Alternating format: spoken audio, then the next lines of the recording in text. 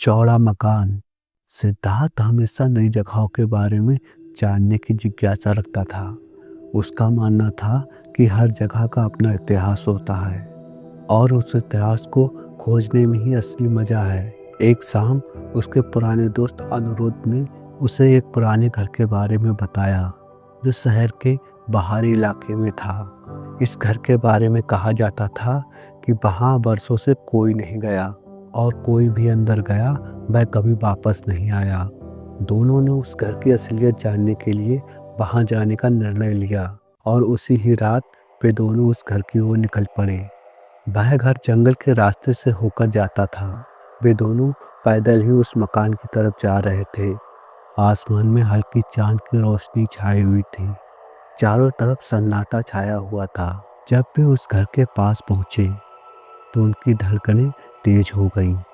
वह घर बहुत ही खौफनाक दिख रहा था और वह घर बिल्कुल वीरान और डरावना लग रहा था। जब वे घर के अंदर गए उन्होंने महसूस किया कि वहाँ एक अजीब गहरी खामोशी है। ऐसा लग रहा था जैसे समय वहाँ रुक गया हो। हर कमरे में अंधेरा ही अंधेरा था। हर कोने में एक अजीब सा डर था, जैसे कोई उन्हें देख रहा हो। सिद्धार्थ ने अपने फ़ोन की फ्लैश लाइट ऑन की तो उसने देखा कि धूल से भरे पुराने फर्नीचर पड़े हुए हैं और टूटी हुई तस्वीरें दीवारों पर लटकी हुई हैं और एक खिड़की जो अंदर से तानी गई थी ताकि कोई बाहर ना जा सके। धीरे धीरे अंधेरे ने घर के हर कोने में अपनी पकड़ बना ली। सिद्धार्थ और अनुरुद्ध ने घर के तहखाने में जाने का फैसला किया, जहां कहा जाता था कि सबसे ज़्यादा रहस्यों का भंडार है।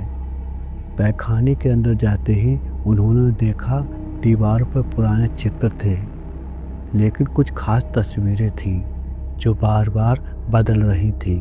कुछ चेहरे बहुत ही डरावने थे, जैसे वे उन्हें घूर रहे हों। फिर अचानक एक आवाज़ सुनाई दी। वह आवाज़ बेहद धीमी थी, एक खिसकने की आवाज़, जैसे कोई फर्श पर अपने पैरों से चलता हुआ आ रहा हो। उनकी सांसें रुक गई थीं। दरवाजे के पास कुछ हलचल सी महसूस हो रही थी। सिद्धार्थ ने अपने मोबाइल कैमरे से रिकॉर्डिंग शुरू की। जब उसने अपने मोबाइल की स्क्रीन में देखा तो उसके पैरों तले ज़मीन खिसक गई। उसने देखा कि दीवार पर एक काला साया है, उसकी तरफ धीरे धीरे आ रहा है।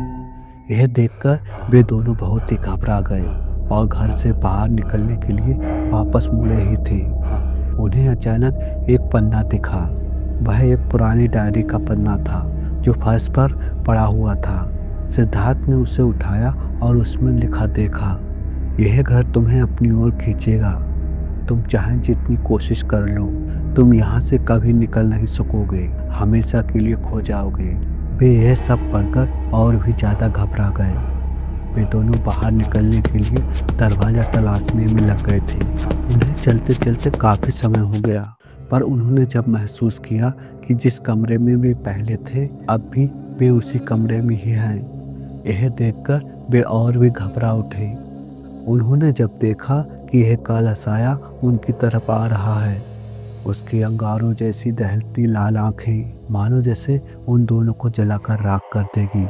यह सब देखकर इतने घबरा गए कि वे दोनों बेहोश हो गए। जब थोड़ी देर बाद उनको होश आया तो उन्हें महसूस हुआ कि वे उस घर के बाहर एक सुनसान जगह में पड़े थे। वह रात उनके जीवन की सबसे डरावनी रात थी। सिद्धार्थ और अनुरुद्ध ने उस घटना को किसी को नहीं बताया। जब वे अपनी दुनिया में लौटे तो हर पल उन्हें उस घर और रहस्य छाया की याद सताती थी। उस दिन के बाद उन्होंने उस घर को कभी नहीं खोजा। दोस्तों, अगर वीडियो पसंद आई है तो वीडियो को लाइक और शेयर करें और इस चैनल को सब्सक्राइब करें।